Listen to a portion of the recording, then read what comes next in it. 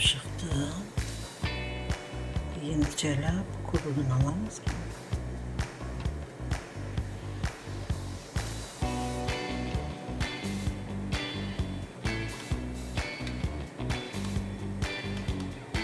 Осылай көбігін алып тастайсыздар. Екінші варенье енді мені қайнағандар.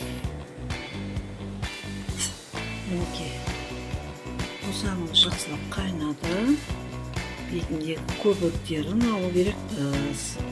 Осы көбіктеріне мына тұрып қалған шөптері арасында кетіп қалған болса, жуған кезде көбігі шығады. Сондықтан көбігін обязательно алып тастау керекпіз.